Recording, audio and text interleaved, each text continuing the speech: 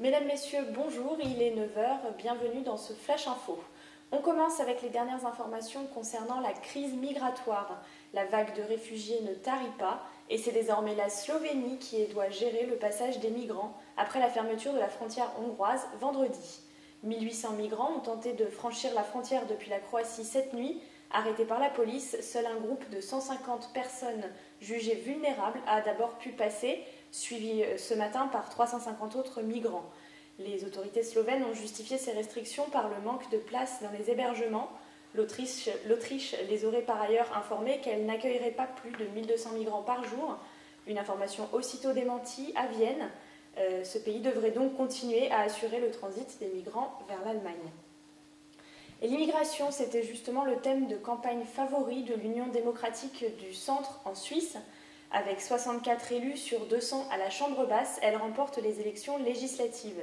Ce parti xénophobe et antidémocratique gagne ainsi 11 sièges supplémentaires au Parlement. Déjà majoritaire avant les élections, l'UDC a profité de la crainte suscitée en Suisse par l'immigration pour gagner des voix. Surfant sur une vague anti-islam, le parti d'extrême droite a fait campagne à grand renfort de photomontage et avec un slogan « Restez libre ». La Suisse est pourtant l'un des pays européens les moins exposés à la vague migratoire qui arrive actuellement en Europe. Elle aurait reçu environ 20 000 demandes d'asile en 2014. Et politique, c'est un Jean-Christophe Cambadélis satisfait et confiant qui a annoncé les résultats du référendum sur l'unité de la gauche dimanche soir. Organisé ce week-end par le PS, le scrutin a rassemblé 250 000 votants dans les urnes et sur Internet. 90% ont répondu oui à la question posée. Face à la droite et à l'extrême droite, souhaitez-vous l'unité de la gauche et des écologistes aux élections régionales? C'est le top, pas le flop, a réagi le premier secrétaire du PS. Il souhaite maintenant proposer au Parti communiste et aux écologistes un pacte de fraternité avec un objectif, défendre une stratégie commune contre la montée du FN de Marine Le Pen.